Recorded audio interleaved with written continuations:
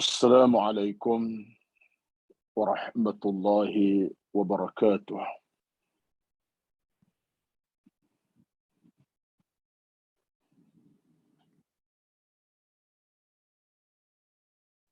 إن الحمد لله نحمده ونستعينه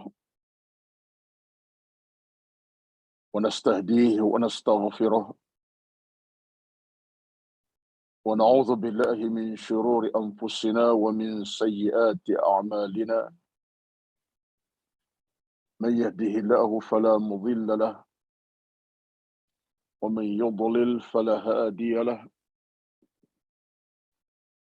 أشهد أن لا إله إلا الله وحده لا شريك له وأشهد أن محمدا عبده ورسوله. ربنا عليك توكلنا وإليك أنبنا وإليك المصير. بسم الله الذي لا يضر مع اسمه شيء في الأرض ولا في السماء وهو السميع العليم. لا إله إلا أنت سبحانك إنا كنا من الظالمين. اللهم ربنا تقبل منا إنك أنت العليم الحكيم. لا حول ولا قوة إلا بالله العلي العظيم. ربنا افتح بيننا وبين قومنا بالحق وأنت خير الفاتحين. اللهم رب يسر أمورنا ولا تعسر علينا إنك أنت العليم الحكيم. اللهم أعنا على ذكرك وشكرك وحسن عبادتك. اللهم رب يسر أمورنا ولا تعسر علينا إنك أنت العليم الحكيم. اللهم رب اشرح لي صدري ويسر لي أمري واحلل عقدة من لساني يفقه قولي يا رب العالمين. أما بعد، أعوذ بالله من الشيطان الرجيم. بسم الله الرحمن الرحيم. واتقوا يوما ترجعون فيه إلى الله ثم توفى كل نفس ما كسبت وهم لا يظلمون. Yang bermaksud, dan bertakwalah kamu kepada Allah Subhanahu wa taala, kerana pada satu ketika nanti, pada saat waktu dan ketikanya, kamu akan dikembalikan kepadanya, yakni kepada Allah Subhanahu wa taala, dengan dimatikan kamu dan setiap amal kamu akan dinyatakan oleh Allah Subhanahu wa taala, diperlihatkan olehnya, dan tidak sama sekali kamu ataupun mereka itu dizalimi oleh Allah Subhanahu wa taala. Surah Al-Baqarah ayat 281. Juga Allah berfirman dalam surah yang lain, dalam surah Al-Alaq ayat yang ke-8, Inna ila rabbika ruj'a, sesungguhnya kepada Tuhan kamulah kamu akan kembali. Kamu akan kembali. Surah Al-Alaq ayat yang ke-8. Sadaqallahul azim. Yang berbahagia dan hormati, yang dikasihi dan kuasa program Kuliah Duha Wasilah, dan yang dikasihi, yang dihormati, yang dirahmati seluruh yang bersama-sama pada pagi ini dalam Kuliah Duha yang kita langsungkan, dan terakhirnya ialah pada tanggal 2 bulan 7 yang lepas, artinya lebih kurang sebulan yang lalu ataupun lebih sebulan yang lepas, ya, program terakhir kita. Alhamdulillah pada pagi ini dengan izin Allah jualah kita dapat meneruskan sesi yang penting sebegini. Dalam apapun situasi keadaan kita semua, tidak ada suatu perkara yang lebih utama dalam kita nak menghidupkan sebuah kehidupan yang bahagia, kehidupan yang sejahtera dan selamat dunia akhirat, ialah kecuali dengan kita sentiasa bersama ilmu dan kita terus mencari ilmu. Ini suatu hakikat yang kita boleh nak tolak sama sekali dalam kehidupan kita ini. Kerana tanpa ilmu, kita akan berhadapan dengan 1001 masalah yang boleh menjahilkan seluruh kehidupan kita, bahkan yang ianya boleh juga memusnahkan setiap inci kehidupan kita seharian ini. Kerana kejahilan adalah musuh agama, kejahilan adalah musuh kehidupan, dan kejahilan adalah ancaman virus yang boleh membawa kepada 1001 kecelakaan dunia dan akhirat. Jadi saya sebut ini sebab apa? Sebab kita berbicara bukan setakat ilmu yang secara umum, tapi kita lebih bercakap tentang ilmu khusus tentang hal akhirat, hal kematian, dan hal-hal yang kita hadapi sebenarnya. Ilmu gaib ini, tuan-tuan, satu ilmu yang bukan kecil makna kepada kita. Kerana Al-Quran sendiri menegaskan dengan jelas betapa dia ciri-ciri orang beriman ialah yu'minuna bil ghaibi. Mereka itu percaya, beriman dengan benda-benda gaib. Itu ciri orang beriman. Di samping yakin kepada Allah, yakin kepada Nabi-Nabi Rasul Muhammad SAW, ciri utama juga ialah yu'minuna bil ghaibi, mereka beriman dengan hal-hal yang gaib. Maka alam gaib ini banyak. Bermula alam barzakh gaib, alam kubur gaib, alam mahsyar pun gaib. Dan kemudian alam syurga pun gaib dari pandangan zahir kita sekarang. Alam neraka pun gaib. Kita tak nampak sekarang. Artinya, bila kita tak nampak sekarang, kita kena lihat kacamata kita di mana? Ialah Al-Quran, hadis Nabi SAW. Sebab Al-Quran yang bercerita tentang kiamat, tentang alam barzakh, alam kubur. Hadis Nabi yang bercakap tentang alam kiamat, alam kematian, alam barzakh, alam kubur, alam mahsyar. Itulah sumber kita. Jadi kalau kita tidak berpegang pada dua sumber utama ini, Quran pun tak kita cermati, pegangi dengan baik, kemudian hadis pun kita tak amati, pegang dengan baik, ambil dengan baik, maka apalah kita yang ketinggal? Tak ada apa ketinggal kecuali hati yang makin mati, jiwa yang makin sakit, dan hidup yang makin bawa kepada kemusnahan. Ini saya kira sebagai mukadimah awal, kalau mau tak bertemu ini, untuk meyakinkan setiap inci perbincangan kita di sini, walaupun tempoh 1 jam, lebih kurang sikit, sejam lebih, ianya sesuatu yang patut berbekas di hati kita dan menambahkan keyakinan kita, keinsafan kita dalam kita nak menuju sebuah kehidupan yang baik tadi, walaupun dalam kesibukan kita. Urusan dunia, silakan. Urusan rezeki, teruskan. Urusan hidup, lakukan. Tetapi dalam kita nak mengurus kehidupan rezeki dunia ini, jangan abaikan urusan ilmu akhirat, ilmu gaib. Bercakap tentang hal ini, ia satu kemestian dan kepastian. Baik. Jadi kita akan teruskan perbincangan pada pagi ini dalam tajuknya Tiupan Kebangkitan. Kalau dalam buku kita berada pada muka surat 96,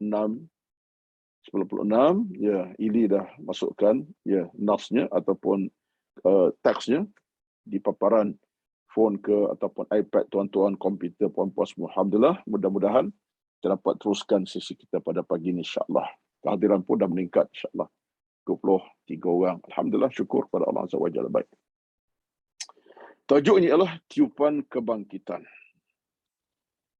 Ini merupakan sambungan tajuk sebelumnya, telah kita bincang pada muka surat sebelumnya, iaitu pada muka surat 88, Tiupan Sangkakala. Tiupan juga, tapi tiupan kala, kita sebut dah di situ bagaimana berlakunya An-Nafkhatul Ula, tiupan yang pertama. Kemudian berlaku An-Nafkhatus Saniyatu, tiupan yang kedua. Dan sekarang ini kita masuk pada tiupan kebangkitan. Memang dalam berbicara para ulama, ada kata dua tiupan, ada kata 3 tiupan. Dan saya memilih untuk menyatakan 3 tiupan. Tiupan sekarang ialah tiupan kebangkitan semula. Artinya kebangkitan untuk menghadap Allah Azza wa Jalla. tiupan untuk bertemu langsung dengan Allah Subhanahu wa taala. Ini adalah merupakan saat yang paling maksimum dalam kehidupan beragama kita. Maksimum sebab itulah ketikanya menghadap Allah Rabbul Jalil, Tuhan yang Maha Agung, Tuhan yang Maha Esa, Tuhan yang Maha Adil, Tuhan yang Maha Berkuasa. Apalagi saat yang lebih utama adalah lebih kritikal daripada semua tuan-tuan. Tak ada dah. Dah sampai waktu bertemu Allah sendiri secara face to face, berdepan, kita boleh kata apa dah. Kita menghadap Tuhan yang benar-benar berkuasa penuh. Tuhan yang kita sebut selama ini, La ilaha illallah wahdah, Allah Maha Esa. Sekarang, tibalah masa saat kita bertemu dengan Tuhan itu. Yang kita selama ini sebut Allah Maha Esa, Allah Maha Satu, Allah Maha Berkuasa. Sekarang masa tiba. Tiba masanya untuk menghadapnya. Al-Qiyam li Rabbil Alim. Untuk bangun bangkit menghadap Allah Subhanahu wa taala.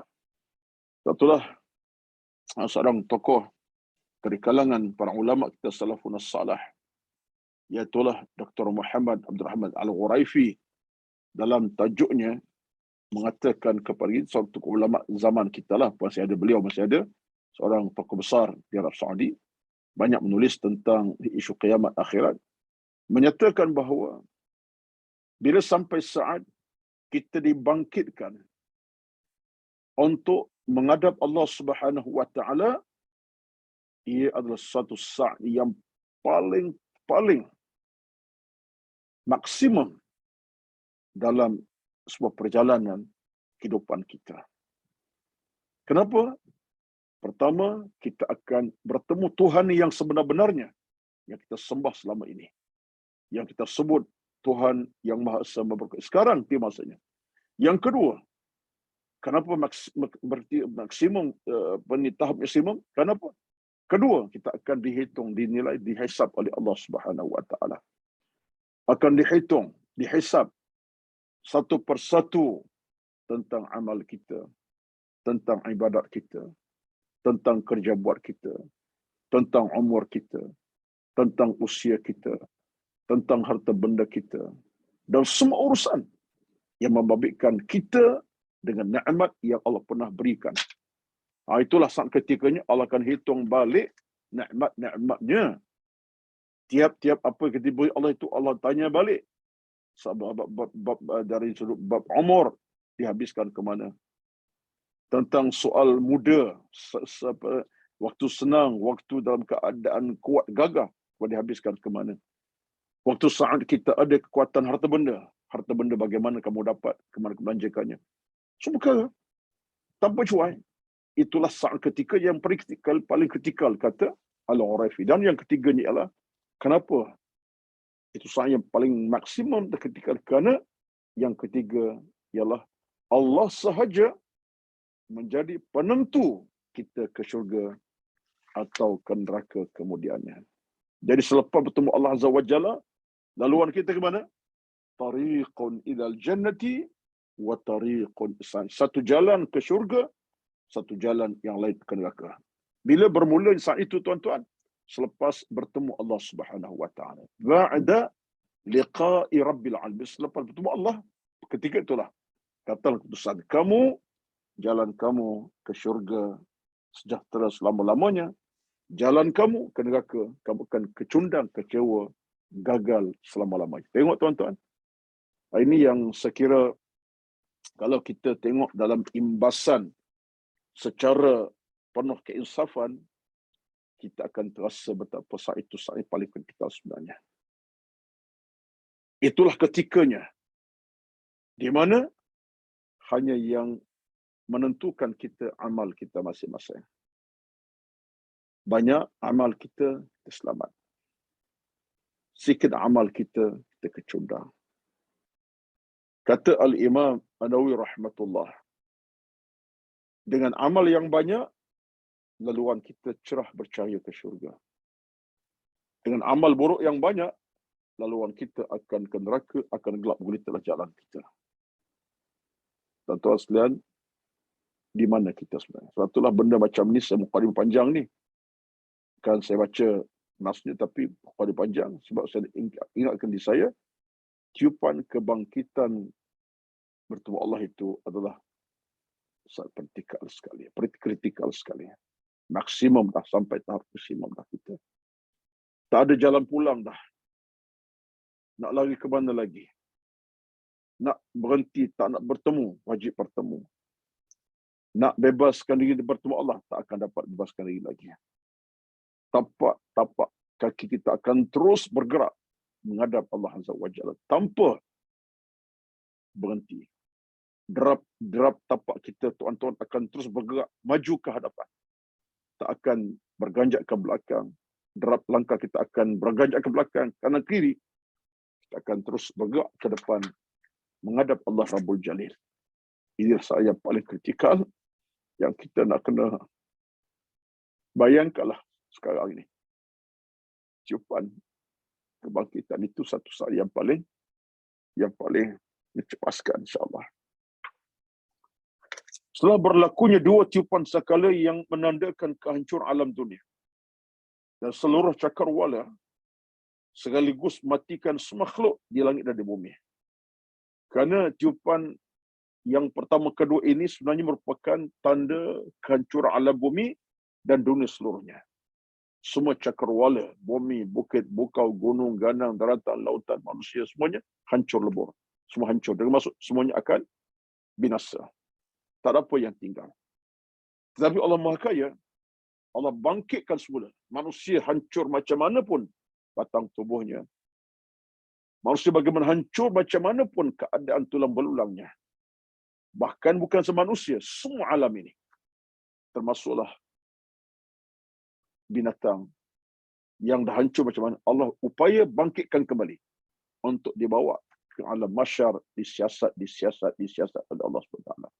Kita bincang makhluk lain, kita bincang tentang manusia. Kita sendiri. Cantuman anggota badan kita kembali bercantum. Sehancur mana pun akan mula bercantum satu persatu dan bangkit kita manusia macamlah hidup sekarang ni. Wajah yang sama, fizikal yang sama. Itulah kita. Allah berupaya untuk bangkitkan ini. Sebab Allah sebut Quran. Wa yuhyikum, dia hidupkan kamu. Selepas kamu dimatikan, dia hidupkan balik kamu untuk menghadapnya. Maka tiupan sangkala seterusnya adalah petanda bahawa seluruh makhluk akan dia menghadap Allah Subhanahu wa Ta'ala. Maka tiupan yang ketiga ini ialah tiupan untuk menghadap Allah Subhanahu wa Ta'ala. Tajuknya tiupan bangkit menghadap Allah, nafkhatul qiyam li rabbil alamin. Nafkhah al-qiyam li rabbil alamin, itu yang nas tu bahasa Arab tu saya tulis ke dalam konteks Melayu. Nafkhah al-qiyam li rabbil alamin, tiupan bangkit menghadap Allah Subhanahu wa Ta'ala. Dalam hal ini Al-Imam Ibn Taymiyah, seorang tokoh besar di kalangan para ulama salafun salih, menegaskan bahawa persoalan hakikat kebangkitan semula manusia di alam mahsyar adalah dalam pengetahuan Allah Subhanahu wa Ta'ala. Dialah yang maha mengetahui, maha berkuasa. Persoalan kebangkitan semula adalah luar pada kemampuan manusia untuk berfikir tentangnya. Betul. Ini adalah konteks akidah. Bagaimana keadaan dibangkitkan semula? Apa cerita kita nak dibangkitkan kembali dalam keadaan begitu rupa? Cantuman badan kita hancur kembali bercantum semula. Dan bangkit macam mana? Itu semua bukan urusan kita. Ia adalah urusan Allah mutlak. Kita tak boleh fikir tentang bagaimana manusia bangkit, kita tak boleh fikir. Sebab itu kata beliau, di luar pada konteks kemampuan kita berfikir. Tetapi Allah Maha Kaya. Itulah penegasannya. Jadi kata Al-Imam Ibn Taymiyah, proses itu adalah pengetahuan Allah Subhanahu wa Ta'ala. Kemana nak bentuk, nak munculkan manusia yang bukan sejuta, 2 juta, bukan entah berapa bertrilion manusia ini daripada awal hidup sampai kematinya, awal dunia sampai ke hujung dunia. Itu semua bukan urusan kita untuk berfikir tentangnya. Ia adalah urusan Allah Subhanahu wa Ta'ala. Cuma kata al-Imam, itu saya tak sebutlah, tapi tak buat di sini, tapi dalam baca dalam ungkapan ni kata apa? Cuma kewajipan kita pada masa dua perkara. Kewajipan yang pertama ialah kita bersedia bertemu Allah. Kewajipan yang kedua ialah kita sedia untuk kewajipan pertama ialah bersedia untuk bertemu Allah satu. Kewajipan kedua ialah bersedia untuk menerima keputusan Allah Azza wa Jalla. Ketika itu kewajipan dua saja. Kewajipan kita ialah pertama bersedia untuk bertemu Allah. Kedua, bersedia untuk menerima keputusan Allah Subhanahu wa Ta'ala. Itulah kewajipan kita. Pertama, kewajipan kita ialah bertemu Allah Azza wa Jalla, dan yang kedua ialah kita berkewajipan menerima apa sahaja keputusan daripada Allah Subhanahu wa Ta'ala. Itulah dua perkara yang kita kena letak dalam kehidupan iman kita kepada Allah Azza wa Jalla. Baik. Manusia dapat memahami dan mengimani adanya hari kebangkitan semula dengan berdasarkan apa yang dinyatakan Al-Quran dan berita disampaikan para rasul-rasul sejak Nabi Adam dengan Nabi kita Muhammad sallallahu alaihi wasallam. Daripada sumber sebenarnya kita sumber ada, tuan-tuan. Kita tentang soal tiupan kebangkitan menghadap Allah pada hari tersebut dalam keadaan begitu rupa berdasar kepada sumber yang jelas. Daripada siapa? Daripada Al-Quran, hadis Nabi sallallahu alaihi wasallam. Berbicara tentang saat kebangkitan dan pertemuan menghadap Allah, ditegaskan contohnya dijelaskan Allah dalam firman-Nya surah Az-Zumar ayat 68. Baik.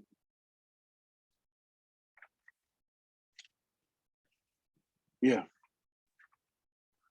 Hal ini dijelaskan oleh satu ayat. Saya bawa satu ayat sebab saya pun tidak bercadang untuk dalam penulisan, tak bercadang untuk bawa banyak ayat. Ambil ayat yang ringkas dan padat saja. Contohnya pada surah Az-Zumar 68, Allah sebut kepada kita, wa nufikha fis suri fasa'iqa man fis samawati wal man fil ardi illa man syaa Allahu thumma nufikha fi ukhra thumma nufikha fihi ukhra fa idza hum qiyamun yanzurun. Dan ditiup sangkakala, maka pada waktu itu matilah makhluk ada di bumi kecuali siapa yang dikehendaki Allah, kemudian matinya. Kemudian itu ayatnya. Kemudian thumma nufikha fihi ukhra fi ukhra fa idza hum qiyamun yanzurun. Itu poin kita kat situ. Kemudian ditiup sekali lagi yang ketiga, maka dengan serta-merta mereka bangun diri menghadap Allah Subhanahu wa Ta'ala menunggu kesudahan masing-masing. Itu poin kita sebenarnya. Thumma nufikha fihi ukhra.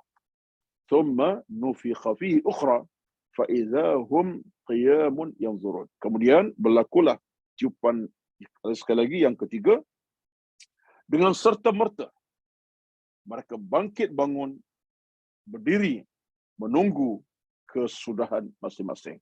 Makna menunggu saat bertemu Allah dalam keadaan hanya menanti apalah kesudahannya. Tadilah jalan ke syurga atau ke neraka. Ayat jelas menunjuk kepada kita bagaimana ia sesuatu yang akan berlaku dengan izin Allah Subhanahu wa Ta'ala. Dia ada satu lagi ayat yang lain. Kalau nak tambahlah, boleh tambah saja. Di tepi tulis saja. Dalam surah Yasin ayat 51 sebagai contoh. Tambah lagi 1, 2, 3 ayat yang lain. Dalam surah Yasin 31 pun sama Allah sebut kepada 51.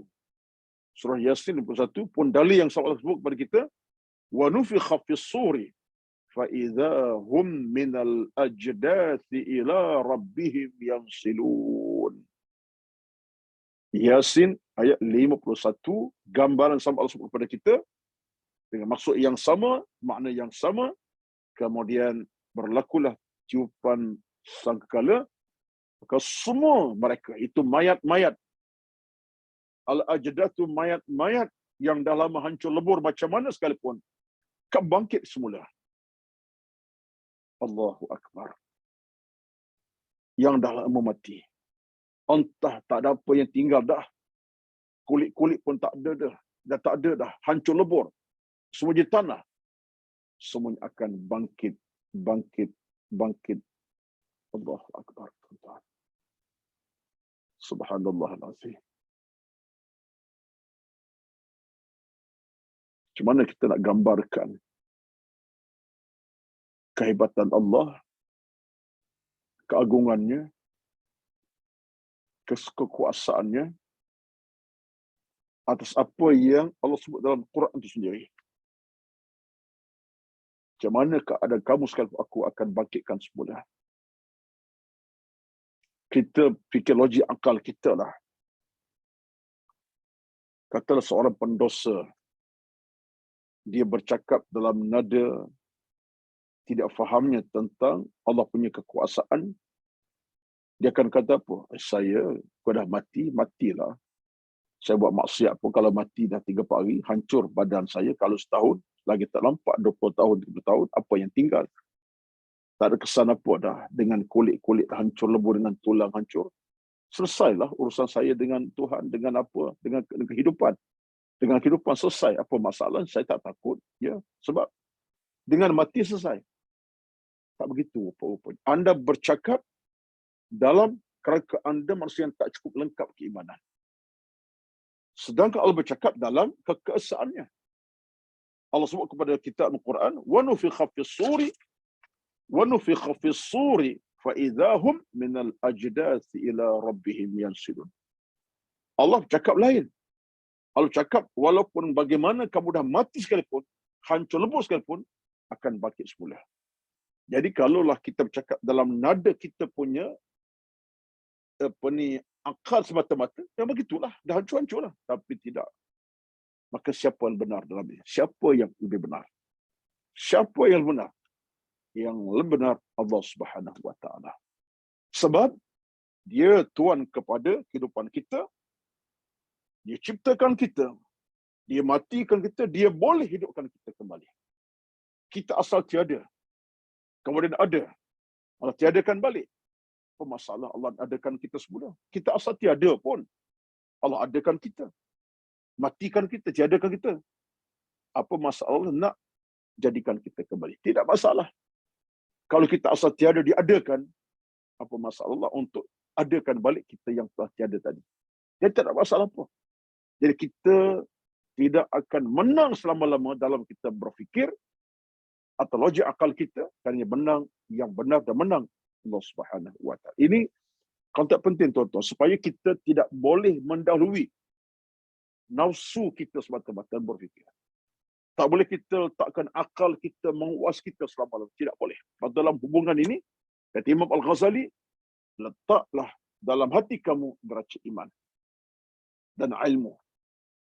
Jangan kamu meletak deraja akal mengatasi segala-galanya. Kerana akal kamu tidak lengkap. Tapi akal kamu, akal yang lemah.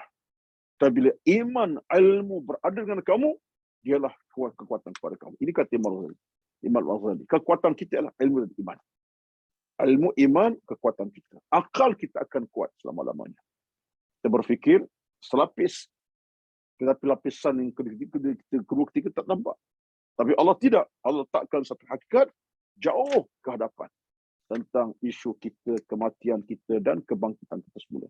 Dan ini satu prospek yang penting tuan-tuan, supaya kita tidak lalai, leka, lupa dan jadi manusia yang angkuh dalam soal-soal sebegitu rupa. Sebab tu jangan berpandangan apa yang kita lakukan dalam hidup ini tak akan disoal siasat oleh mahkamah Allah Subhanahu Wa Taala. Baik yang buruk, baik yang benar, yang salah kita buat, semuanya akan dihitung oleh Allah Subhanahu Wa Taala. Akan dinilai oleh Allah Subhanahu Wa Taala. Dan kita akan bertanggungjawab. Wahum mas'ulun, mereka itu akan dipertanggungjawabkan oleh Allah Subhanahu Wa Taala. Thumma latus'alunna yawma idzin 'anil na'im. Dalam surah At-Takatsur, ayat terakhir. Apa kata Allah Azza wa Jalla? thumma latus'alunna yawma idzin 'anil na'im. Surah At-Takatsur ayat terakhir. Ayat ke-8 ke-10 ya. Thumma latus'alunna yawma idzin 'anil na'im. Kemudian tiap kamu akan disiasat, ditanya tentang nikmat-nikmat yang kamu pernah ada miliki selama hidup dahulu. Pasti. Macam mana Allah tanya kita kalau tak dibangkit semula? Bermakna bila Allah sebut kamu akan ditanya tentang nikmat kamu ada dahulu, maknanya ada hari kebangkitan semula. Ada hari kita akan dibangkitkan kembali dalam keadaan fizikal kita macam sekarang lah keadaannya. Untuk menjawab persoalan nikmat yang akan dipersoalkan tadi. Itu jelas dalam Quran.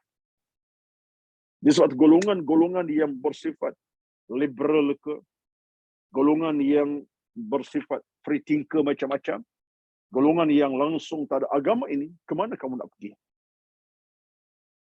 Kamu nak pergi ke mana sebenarnya? Kemana hala tuju kamu dalam kehidupan ini?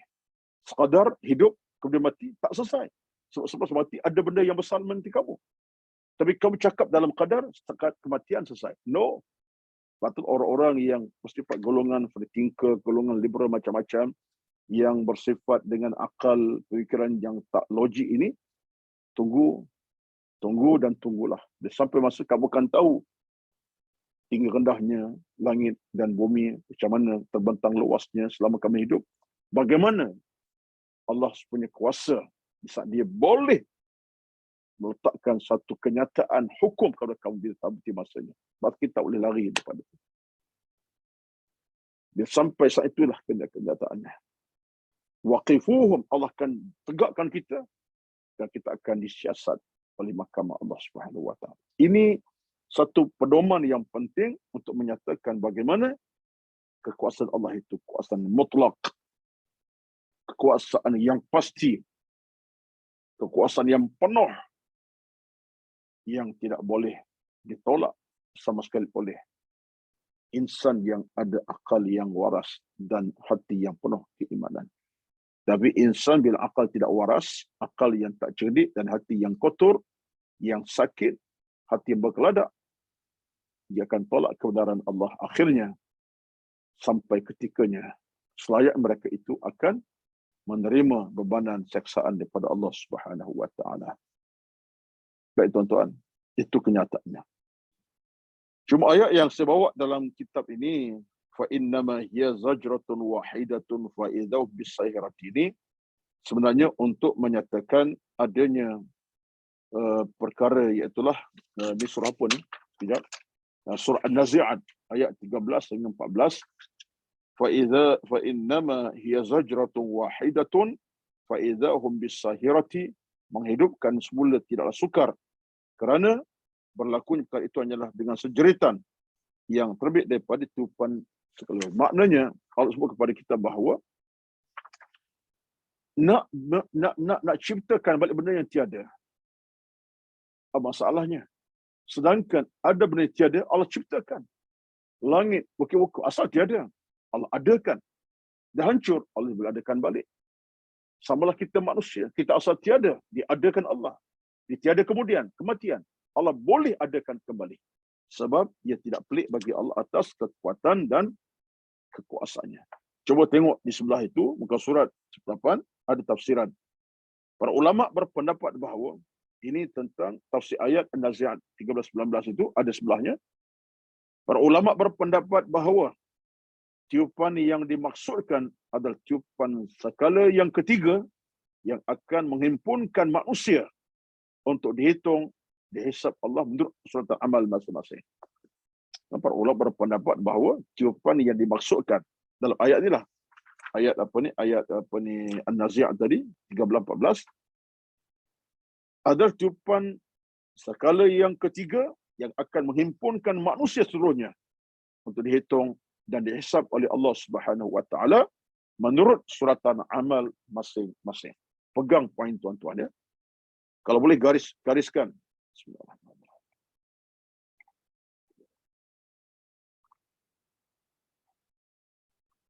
gariskan, menghimpunkan seluruh manusia untuk dihitung, dihisab menurut suratan amal masing-masing. Itu key point penting itu. Ini merupakan poin penting. Ulasan begini. Dalam hal ini, para ulama kita ada berbincang. Perbincangan harmoni, perbincangan yang berfakta, yang berdata dan jelas. Di mana kata setengah para ulama kita dalam kitab-kitab yang sempat saya semak, saya buka dan saya cuba amati, cermati, perhatikan dari sudut kebangkitan manusia semula itu, ketika manusia dibangkitkan Allah Azza wa Jalla, ia akan dihitung, dihisab menurut suratan amal masing-masing. Maksudnya adalah, amal kita itu adalah penentu kepada saat kita dibangkitkan daripada masyarakat. Menurut suratan amal masing-masing. Bermakna, amalan kita masa hidup di atas bumi ini adalah penentu kepada bagaimana Allah nak hitung hisab kita di padang mahsyar nanti. Jadi kata para ulama, seorang manusia yang menghadap Allah Subhanahu wa taala dengan amal soleh yang banyak, ikhlasannya pun tinggi, amal solehnya Masya Allah tak pernah terhenti masa hidup, amalnya pun banyak dilakukan kebaikan-kebaikan, dirinya sendiri, untuk orang lain, dengan amal-amal yang begitu mulia dibuat dalam kehidupan tanpa cuai. Arti pada masa itu, dia bawa bekalan yang besar. Si mati bawa bekalan besar tu, tuan-tuan. Bekalannya bukan makan minum, amalannya. Dan semua amal akan Allah himpunkan. Allah akan tunjukkan kembali. Ketika itulah, seorang yang datang dengan amal saleh yang lengkap banyak, sempurna, maka Allah akan hitung di atas amalannya. Sebaliknya, seorang manusia datang dengan amalan, tetapi sekadarnya. Bukan dia tak buat amal yang saleh buat, tapi sekadarnya. Amal saleh yang tidak seberapa. Dalam bahasa mudahnya, tidak banyaklah, buat tapi tak banyak. Tak terlalu banyak sangat, tapi ada. Allah bangkit di atas amalnya. Akhirnya, amal itulah menjadi saksi kepada ketentuan Allah Subhanahu wa taala untuk dihitung, dihisab. Adapun orang ketiga mungkin, Allah alam, waliyazbillah, kita minta, yang datangnya dia dengan apa? Dengan kejahatan. Amal saleh tak ada. Ia datang menghadap Allah dengan amal buruknya. Amal buruknya banyak mana? Amat banyak sekali. Dosa-dosa yang tak pernah dia minta keampunan pada Allah. Menebal sampai ke mati dosanya, menebal sampai ke matinya. Allah akan hitung amal keburukannya tadi. Atas keburukannya. Allah tak akan zalimi dia. Dia buat kejahatan sekian banyak. Itulah ketentuan daripada masyarakat. Perhitungan dia dengan Allah demikian. Kamu banyak amal jahat begini. Jadi kesimpulannya adalah, menunjuk kata para ulama, sebenarnya kita punya zadun ala tariq. Bekalan kita, tuan-tuan, bermula di alam bumi lagi. Itulah maka ketentuan daripada masyarakat amat bergantung di atas amal kita di bumi.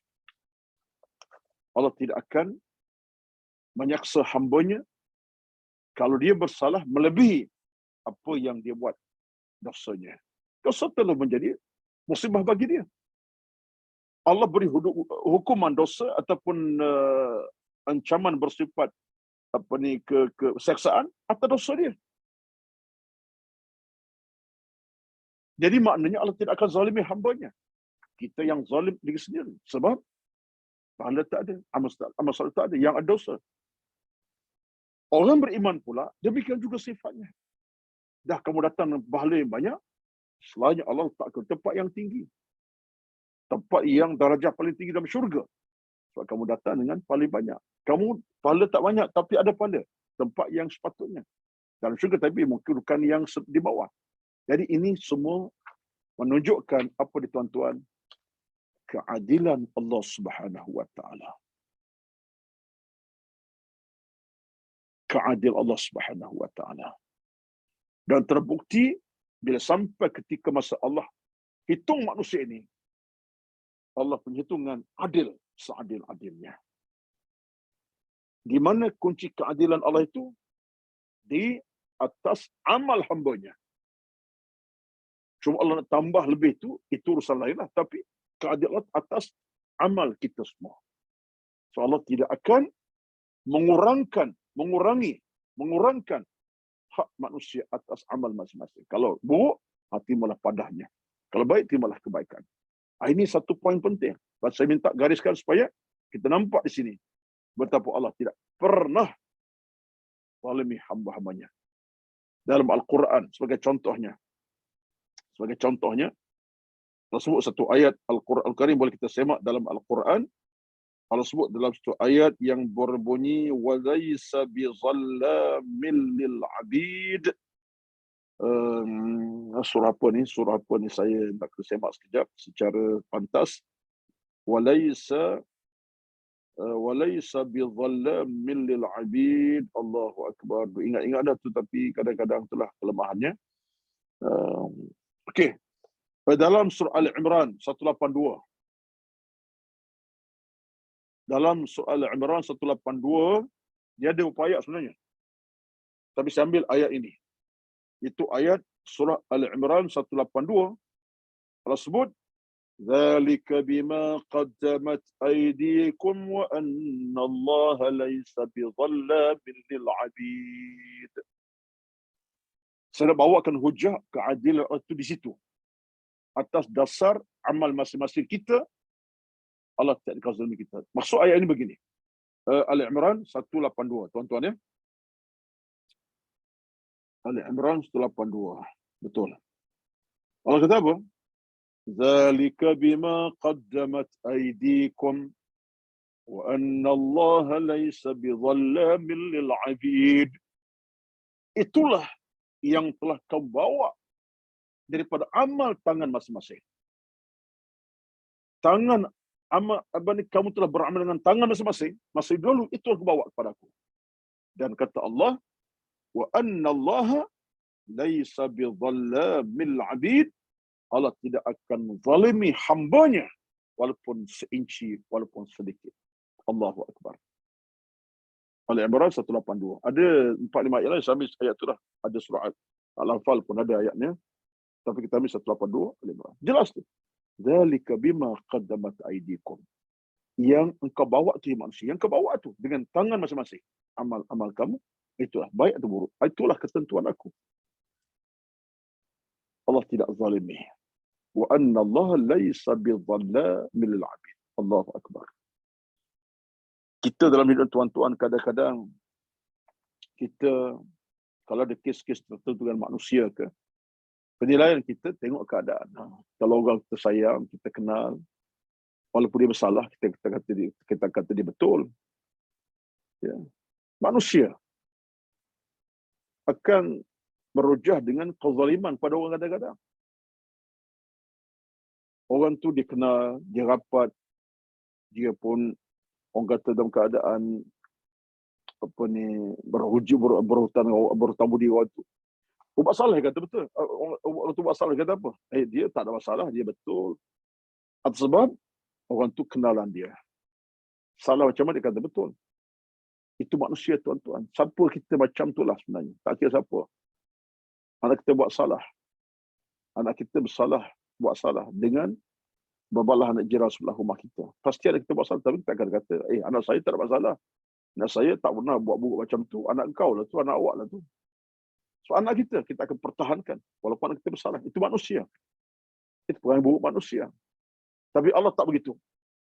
Allah ma'adil dengan keadilan mutlaknya. Allah tidak zalimi hambanya. Yang bersalah, tak bersalah.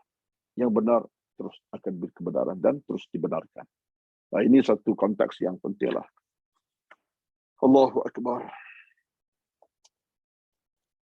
Demikian ditegas Allah dalam firman-Nya, wa innama hiya zajratun wahidatun fa idza hum yanzurun wa qalu ya wailana hadza yaumuddin.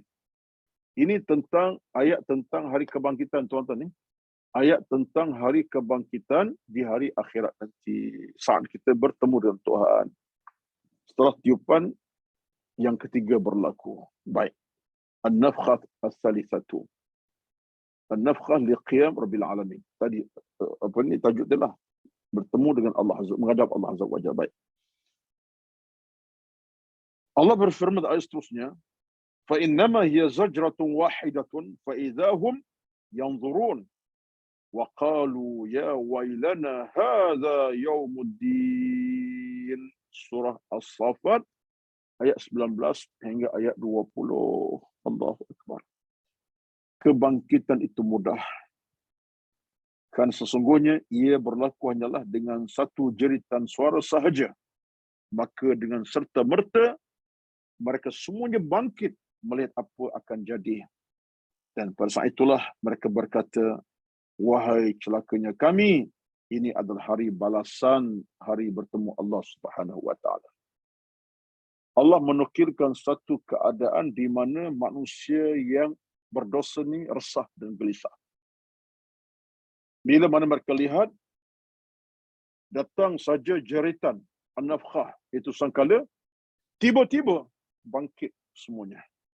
Sedangkan mereka rasa tak bangkit dah mati pun, dah hancur dah. Tiba-tiba fa iza hum yanzurun, mereka serta-merta bangkit melihat apa yang akan berlaku. Lalu ketika itulah dalam hati mereka mereka perasan, dah sampai masa dah. Rupanya ada ketikanya saat bertemu dengan Tuhan kami semua, Tuhan kita semua. Kami tak jangka bertemu macam ni. Kami tak sangka adanya hari macam ni. Lalu kata mereka, menempelak diri sendiri. Ini orang kafir, tuan-tuan. Cerita orang yang tidak beriman. Orang kafir lah. Kata mereka, wa qalu ya wailana hadza yaumuddin. Celakalah kami pada hari balasan ini. Yaumuddin, hari pembalasan. Hari bertemu Allah Azza wa Jalla. Itu maksud Yaumuddin, hari agama, iaitu hari pembalasan, hari menghadap Allah Rabbul Jalil. Mereka kata apa? Qalu ya walina, celakalah kami. Habis dah kita habis dah. Kita bersedia apa ni? Kita kadang tak ada persiapan apa. Nak menghadap Allah macam mana ni? Tunggu masa kita akan dihukum oleh Tuhan kita dengan hukuman yang dahsyat. Itulah saat ketikanya. Mana orang tak beriman hanya sedar pada masa itu. Mereka hanya insaf pada masa mereka dibangkitkan. Temu Allah Azza wa Jalla. Sebelumnya mereka tak rasa. Selamanya mereka rasa tak ada kebangkitan, tak ada. Bila sampai masa itu, tiupan sekali ketiga berlaku, dibangkitkan manusia semuanya yang telah mati, mereka berkata, wa qalu ya wailana hadza yaumuddin. Celakalah kami pada hari pembalasan bertemu Allah pada hari ini. Keadaan Allah celaka ke mereka dah celaka di sendiri, tuan-tuan. Ini satu peringatan kepada kita. Tak sempat lagi pun Allah tentukan balasan atas dosa-dosa mereka selama ini. Syirik mereka seumpamanya, belum Allah tentukan hukuman, mereka dah rasa dah hukuman itu akan mereka terima kedahsyatannya. Dan mereka kata apa? Ya wailana, celakalah kita pada hari ini. Tengok tuan-tuan. Allah belum lagi jatuh hukum tu. Belum lagi Allah tetapkan hukuman tertentu, tapi mereka dah kata, ya wailana, kami dah celaka pada hari ini. Nampak tuan-tuan? Di sini saya sering sebut di mana-mana tempat. Ayat ini sebenarnya menjelaskan kita satu benda sebenarnya. Orang Melayu kita ada satu pepatah yang menarik. Sesat dahulu pendapatan, sesat kemudian tiada gunanya lagi. Pepatah Melayu tu, menarik juga pepatah Melayu ni. Kadang-kadang ada di sana konteks dengan hadis Nabi pun. Ada hubungan yang baik dengan agama. Sesat dahulu pendapatan, sesat kemudian tiada gunanya. Betul lah tu. Kita nak sesal sekarang, bukan sesal akan datang. Sesal dahulu, sekarang belum akan datang. Usahalah untuk ambil penyesal awal. Bimbang awal-awal belum di alam yang sepatutnya. Demikianlah halnya dengan kita di akhir nanti. Bagaimana kita dalam keadaan mengakui akan kesalahan kita sendiri. Tapi di pada masyarakat terlewat. Jadi kata Allah Azza wa Jalla, golongan yang akan berkata, ya walana kami telah celaka. Kami celaka dapat hari. Padahal mereka belum lagi bertemu Allah Subhanahu wa taala, seolah mereka tahu mereka dah buat silap dengan Allah. Tak percaya, tak yakin, berterusan dalam kejahatan, kemaksiatan tanpa cuai, dalam melakukan kemaksiatan, malam siang, tak buat pahala, yang dicari benda maksiat semata-mata. Tiba masa, mereka boleh menyesal di atas kesalahan mereka sendiri. Kita tidak macam tuan-tuan. Demi Allah, itu bukan akhlak kita. Saya bercakap ini pun samalah. Kita kena ambil titik keinsafan segera untuk kita buat satu titik perubahan langsung. Maksud kita nak masuk dalam situasi merubah kehidupan kita. Hari ini kalau kita rasa kita kurang ilmu, teruslah cari ilmu. Kita merasakan kita dah buat banyak kesilapan, kembali ke pangkal jalan. Kita rasa kita dah buat benda yang Allah tak suka, tinggalkan segera. Kita tahu yang kita dah buat benda yang Allah tidak redha, tinggalkan segera, buatlah kebaikan-kebaikan, ganti kepada keburukan tadi. Apa saja kita merasa kita buat silap kepada Allah, kesilapan yang kita buat, kita segera pulihkan semula. Nak kata apa lagi tuan-tuan? Itulah konteks orang yang benar-benar beriman kepada Allah Azza wa Jalla. Tapi kalau kita masih mengekalkan baik kejahatan, keburukan, sampai bila? Takkan sampai mati macam ni bahawa kita mengadu kepada Allah dengan keadaan menyesal.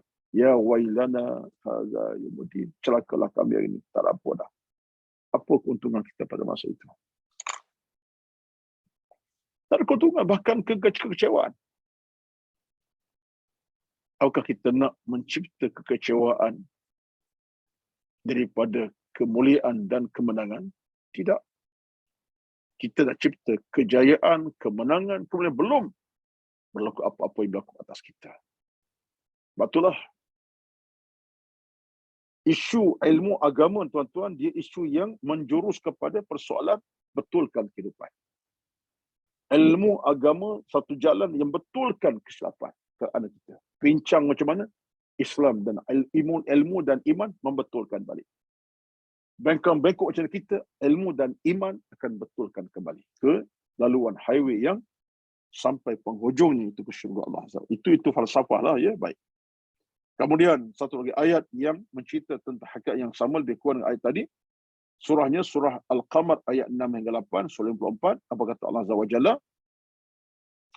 Fatawalla anhum yawma yad'u ad-da'i ila syai'in nukur khush'an absaruhum yakhrujuna minal ajdathi ka'annahum jaradun muntashir muhti'ina ila ad-da'i yaqulul kafiruna hadha yawmun asir. Yawmun asir. Kalau ayat lain, asir tu ayat lain. Ini ayat berbunyi hadha yawmun asir. Hadha yawmun asir. Allahu akbar. Ini satu lagi episod yang menggambarkan penyesalan, menggambarkan rasa hibah manusia atas kesilapan mereka sendiri. Apa kata Allah SWT? Oleh itu berpalinglah daripada mereka, wahai Muhammad, dan jangan dihiraukan. Ingatlah semasa malaikat menyeru mereka pada hari kiamat kepada perkara yang tak mereka ingini oleh masalah. Pada saat itu masing-masing keadaan dengan menunduk pandangannya kerana ketakutan keluar daripada kubur seperti belalang yang terbang bertebaran. Allah cerita tentang bagaimana orang-orang kafir ini telah buat banyak keburukan kejahatan. Dan dalam kata-kata ini tentang ahli Mekah sebenarnya, yang ancam Nabi, yang hina Nabi, kata Allah, pinggirkan mereka, biarkan mereka, Muhammad. Jangan hiraukan mereka lagi. Mereka dah kufur kepada engkau dan kepada aku. Jangan hiraukan, biarkan mereka. Sebab satu hari mereka akan nampak kebenarannya di mana. Yang Allah sebut ini.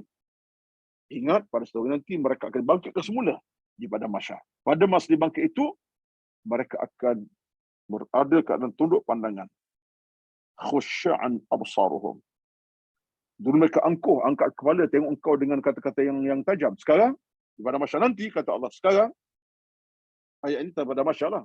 Pada masa nanti, khusya'an absaruhum, akan ketunduk penglihatan ke bawah saja. Tak boleh bangkit kepala, tak boleh angkat ke atas. Tak boleh bangkit ke atas lagi dah.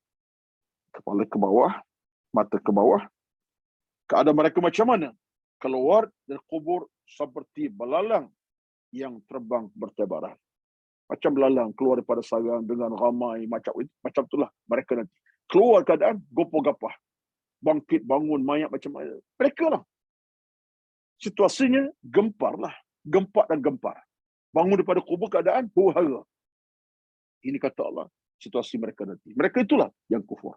Tengoklah kata Allah Azza wa Jalla. Mereka dalam huru-hara bangun daripada alam masing-masing dalam keadaan begitu rupa dan masing-masing dengan cepat menuju kepada penyuruh itu, iaitu pada hari berlakunya tipuan yang ketiga tadi, kembali cari di mana nak cari kebenarannya. Lalu kata mereka, hari ini hari sukar kepada kami. Hadza yaumun asir. Hari ini mereka mula bercakap, ini hari yang paling sukar, asirun, hari yang paling susah, hari paling payah, hari yang paling kami sukar untuk hadapi. Mereka dah mengaku dah. Mereka nampak bahawa hari ini hari yang amat menyusahkan mereka dan sukar untuk mereka mendapat kejayaan. Tetapi yang menanti adalah keburukan, kehinaan dan siksa Allah Azza wa Jalla. Ini menunjukkan kepada kita apa ni? Ayat tentang soal kebangkitan bertemu Allah setelah mana kali ketiga. Orang kafir itulah keadaan, orang beriman pula keadaan yang berbeza. Orang beriman tenang, tak ada masalah. Orang kafir susah dan dalam keadaan kecewa dan mengecewakannya. Baik.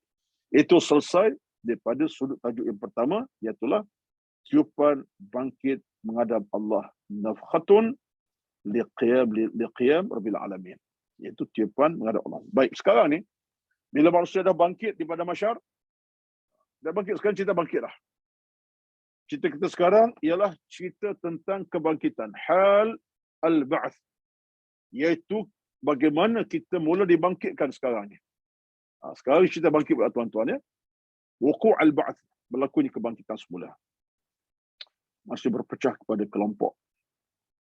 Manusia berpecah dalam kelompok. Kita tidak satu kelompok tuan-tuan. Kita dunia pun kelompok tak sama ni.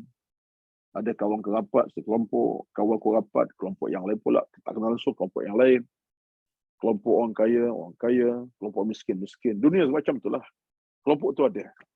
Kelompok dialah, kelompok kawan tu lah, tak campur dah kelompok masing-masing. Status pula berbeza, lagilah berbeza dari sudut yang pelbagai pula. Harta, kekayaan, pangkat, rezeki, macam-macam kita macam itulah manusia. Ya. Yang miskin tak masuk kelompok orang yang mewah contohnya. Yang mewah tak akan masuk kelompok orang miskin. Yang wajah-wajah yang agak cantik, menarik, sama kelompok dia tak akan sama dengan orang yang kurang menarik wajah contohnya. Jadi ini biasa manusia macam itu. Tapi apa yang berlaku di pada masyarakat itu lagi lah. Dia bukan soal cantik, berpangkat dan hebat, tetapi kelompok yang dituntut amal masing-masing. Boleh jadi orang kaya, orang miskin, kelompok yang sama kerana amal masing-masing. Jadi orang miskin bertemu dengan orang kaya dan kelompoknya kerana amal masing-masing. Itu kenyataan. Jadi yang putih kulit, hitam kulit bertemu dengan kelompok masing-masing kerana amal masing-masing.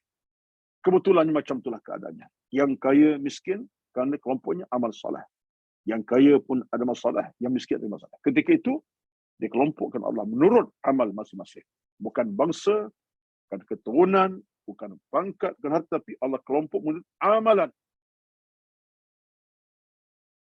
Jadi rupanya kita ni tuan-tuan, sampai masa penentuan kita di atas nama amal kita. Betul dalam Al-Quran surah Al-Hujurat ayat 13. Ya, Allah sebut kepada kita. Inna akramakum indallahi attaqakum. Sesungguhnya orang paling mulia antara kamu paling bertakwa. Kelompok bertakwa itu orang paling mulia sekali. Pada mahsyar Allah kumpul dan golongan bertakwa, tak kira miskin kaya, tak kira baik, tak kira cantik ataupun tidak, tak kira bangsa apa, Allah tak kelompok bertakwa, kelompok yang menang. Inna akramakum indallahi atqakum. Al-Hujurat ayat 13. Al-Hujurat ayat 13. Baik. Manusia berpecah kepada kelompok. Kita baca, kemudian kita akan sambung nanti insyaAllah. Menurut ulama tafsir, ketika saat berlakunya tiupan sekala untuk dibangkitkan menghadap Allah Azza wa Jalla, maka berpecahlah manusia dalam kelompok yang kecewa, iaitu golongan yang kufur. Ini antaralah. Alhamdulillah. Antara yang akan menampakkan kekecewaan pada hari itu ialah kelompok yang kecewa, iaitu golongan yang kufur kepada Allah Subhanahu wa taala. Kelompok yang pasti akan dikumpulkan golongan kecewa. Golongan yang kecewa itu golongan kufur. Timbul penyesalan dalam diri mereka terhadap kejahatan dosa mereka selama berada di alam bumi. Sedangkan golongan yang beriman pula berada dalam ketenangan dan menunggu masa untuk menerima balasan kebaikan sebabkan amal baik yang telah mereka lakukan. Kelompok yang kedua, kelompok yang beriman. Tenang, bahagia, membahagiakan. Kenapa? Mereka datang dengan amalan-amalan soleh tadi. Tadi kita sebut tadi, sebanyak itulah amal mereka, bahagia daripada masyarakat. Lagi banyak, lagi bahagia. Ini menunjukkan bahawa berlakunya tiupan skala yang ketiga semata-mata untuk menyatakan saat kebangkitan menghadap Allah bermula. Arti pada masa itu, manusia mula berpecah dah. Bila berlakunya tiupan yang ketiga tadi, manusia mula bangkit atas amal masing-masing. Golongan yang beriman dikelompokkan golongan beriman. Yang kufur, yang maksiat jahat, satu golongan. Automatically, mereka akan dibawa dalam konteks itu. Itulah kehebatan alam mahsyar Allah Azza wa Jalla. Seolah-olahnya kita, tuan, di pada mahsyar kita tahu di mana kita berada. Aku ni, ialah kita minta tak berlakulah macam tu. Tak layak golongan beriman. Aku layak golongan belah sana tak beriman. Allahu Akbar. Ataupun kita minta doa kepada Allah, yang ini kita nak. Aku ni golongan beriman, layak bersama dengan golongan Nabi-Nabi itu. Aku bukan golongan mereka. Kita hadapi situasi, tuan-tuan. Hadapi insyaAllah. Tapi kita harapkan tadilah, kita akan di kelompok golongan beriman, bukan golongan yang kufur maksiat insyaAllah. Allahumma amin, amin ya rabbal alamin. Saya muqaddimahkan dulu untuk tajuk manusia berpecah di kelompok ini, kerana seterusnya kita akan tengok nanti dengan beberapa tafsiran yang lain yang banyak lagi. Maka saya terpaksa tamatkan di sini, kerana kalau baca lagi dia akan panjang pula ceritanya. Stop di sini dahulu, insya-Allah lebih baik daripada kita teruskan, kerana kita akan tengok nanti pendetailannya. So ada dulu 3 perkara saya nak sentuh tentang kelompok-kelompok ini, bukan setakat beriman tak beriman. Ada kelompok yang lain. Dalam konteks hadis Rasulullah disebutkan kelompok-kelompok lain yang bersifat Allah murka kepada mereka insya-Allah. Ya min bil antara saqadar. Pertemuan kita pada pagi yang penuh barakah ini tandakan hari ini 20 hari bulan Ogos 2022. Mudah-mudahan kita bertemu lagi insya-Allah dalam kuliah akan datang ikut kepada time yang telah persetujui. Ini akan maklumkan insya-Allah. Sekadarnya pertemuan pada pagi ini 1 jam 8 minit. Mudah-mudahan Allah Subhanahu wa taala permudahkan urusan ilmu dan amal kita. Yang paling penting ialah teruslah dengan ilmu dalam kesibukan cari keluasan masa, dalam kesempitan cari kekuatan yang bersifat boleh buka hati minda kita, insya-Allah tak akan mengecewakan kita insya-Allah. Amin amin. Yang faham akan terus faham, yang kurang faham akan faham insya-Allah. Assalamualaikum warahmatullahi wabarakatuh.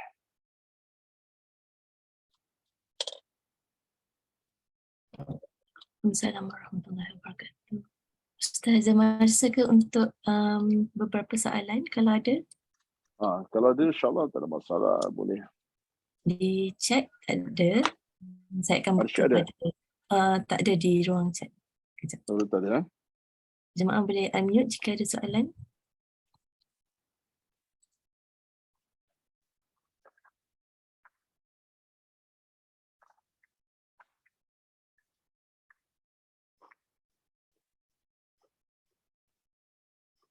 Tak adil tu dia.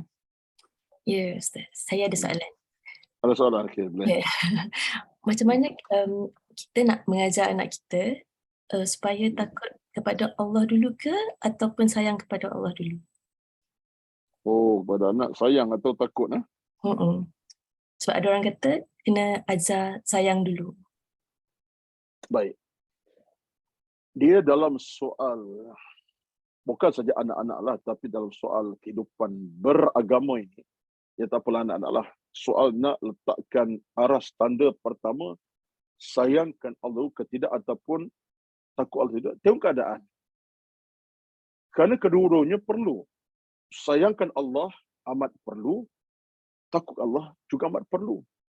Dalam konteks kita, dalam kita berdoa pun, kita sebut kepada Allah begitu. Rabbana atina fid dunya hasanah wa fil akhirati hasanah wa qina azabannar.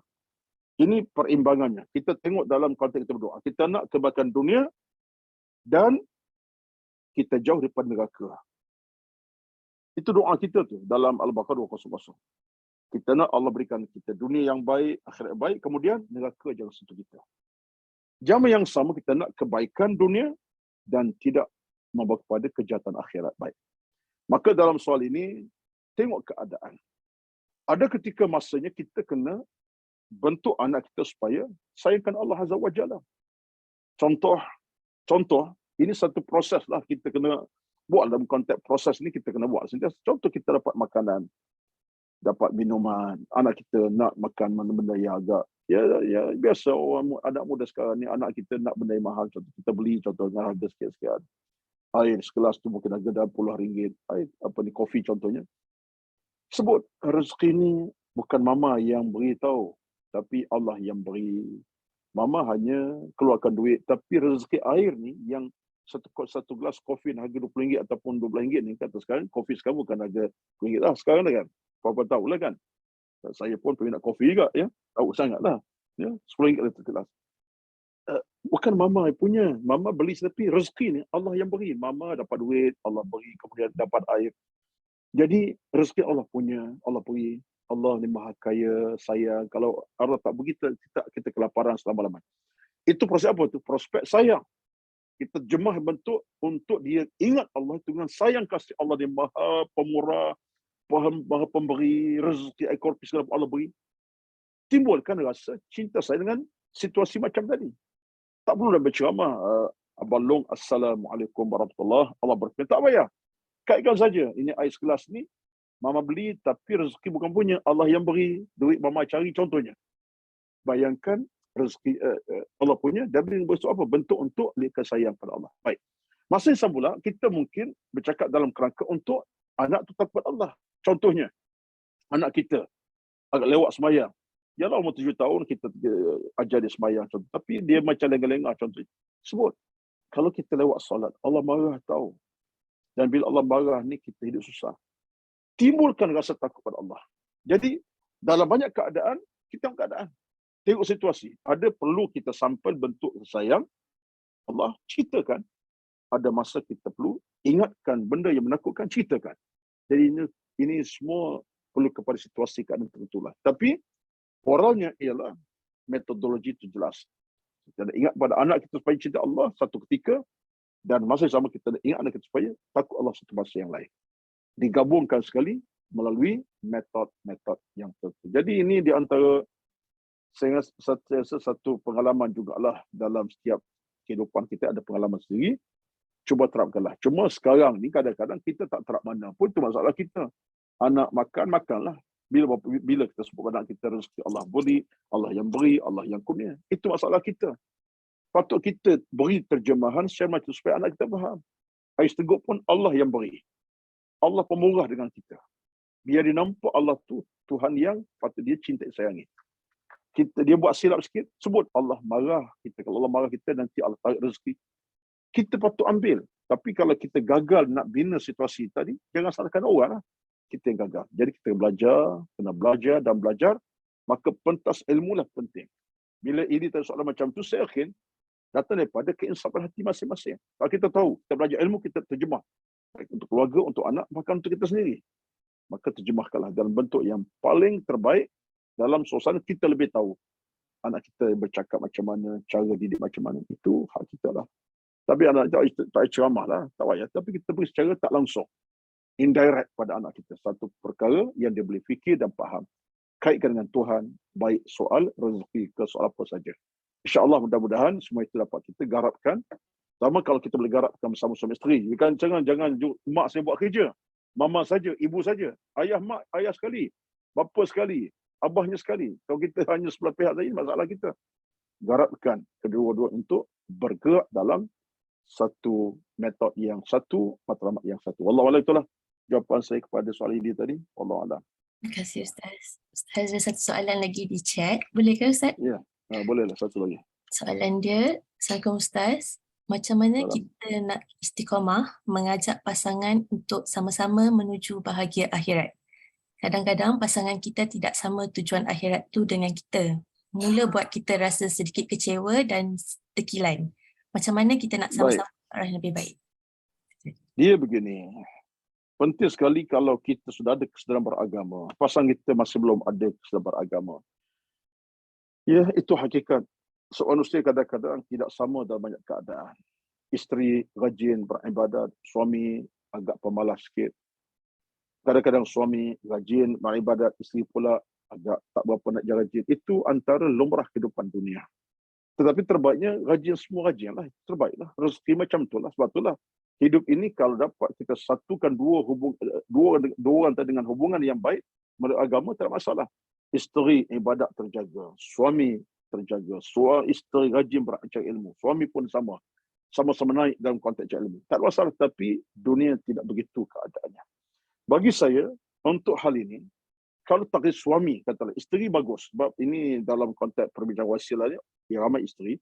Ya, isteri Masya Allah dengan kerajinan, baca Quran, bangun tahajud dan ibadat pun terjaga, kemudian aurat pun terjaga, kemudian pergi mengaji. Tiba-tiba suami pula kadang nampak solat pun tak nak jaga mana. Pertama sekali memang hati kena iba. Sepatut suami memimpin rumah tangga. Sepatut dalam Islam, suami memimpin. Yang dipimpin isteri, bukan isteri suami. Selayaknya isteri pimpin si suami, suami yang memimpin. Itu selayaknya dalam agama. Sebab orang lelaki ini disebut sebagai mas'ul, orang diamanahkan dengan tanggungjawab agama. Ya, itu hakikat. Namun begitu, jangan kita mudah putus asa. Pertama sekali, kalau kita tak mampu untuk bercakap dan mengajar si suami, kita ada tempat untuk mengadu. Siapa? Allah Azza wa Jalla. Ini isu istiqamah kan ni? Tapi saya nak kait dengan Allah dulu. Sebab kita tak mampu nak suruh, contoh, kita nak suruh suami pula di kaki panas baran, melentir tak pasal. Diceramah kita sampai 2 jam setengah. Bukan ceramah pun. Dia kata macam-macam. Akhirnya berlaku kekecauan rumah tangga payah. Tersabar, mengadu pada Allah Azza wa Jalla. Mengadu. Kita kan rajin solat duha, rajin solat qabliyah ba'diyah, rajin sunat, tu yang kita buat, dia baca Quran. Mengadu pada Allah, lantas mengadu, ya Allah berikan pada hati suamiku kebaikan, ya lembutkan. Sebut nama dia, suami sampai puluh kali saya apa, pagi petang sebut, minta lembutkan hatinya, lembutkan jiwanya, campak dalam hati keimanan, kerajinan untuk jaga ibadat, jadikan dia berakal dia. Sebut rintihan seorang isteri kepada Allah, mana Allah tak akan tolak. Ada keikhlasan kita pula, doa keikhlasan kepada Allah, ikhlas tu ada dengan penuh kerintihan, akan tolak, Allah tak akan tolak kita. Dengan Allah kita mengadu. Kemudian kalau kita ada usaha yang sebaiknya, tunjukkan akhlak yang terbaik.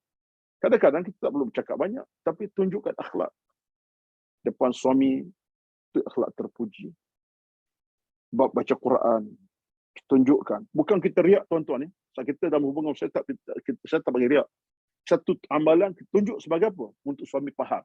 Isteri aku ni asyik baca Quran je, aku tak baca, dapat cerita. Isteri aku ni asyik duha, tak tinggal.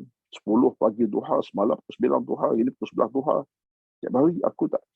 Tunjukkan amalan, bukan kita riak, tapi untuk mendidik dia supaya faham. Ini tugas kita bersama bang. Tapi kita tak mudah bercakap. Tunjuk dengan akhlak kita. Ibadat kita tak masalah. Allah Maha Kaya sebab hati kita ikhlas. Bukan kita nak teriak. Hati kita ikhlas. Kerana nak didik suami dengan amal kita yang kita boleh tunjukkan. Ketiganya, kita mampu bercakap. Cakaplah. Abang sebagai pemandu rumah, bang. Sebagai pemandu rumah tangga, sebagai pemimpin rumah tangga.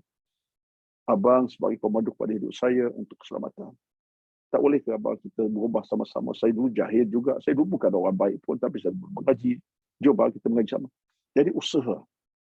Dan yang keempatnya ialah kita dalam keadaan apa sekalipun, bagi saya untuk istiqamah dalam kehidupan rumah tangga ini ialah kita mesti dalam keadaan, ini penting yang keempat ini, kita mesti hidupkan suasana nasihat-menasihati,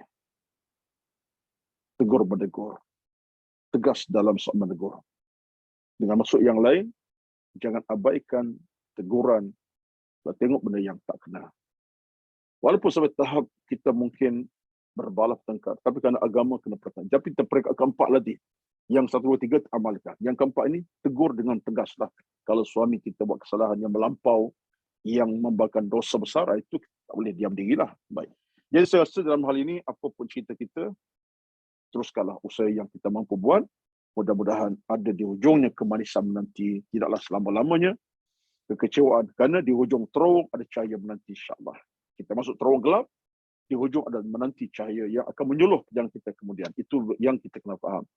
Tak selama terowong itu gelap gulita. Di hujung terowong ada cahaya menanti, cahaya Islam, cahaya iman dan ilmu, insyaAllah. Wallahu alam.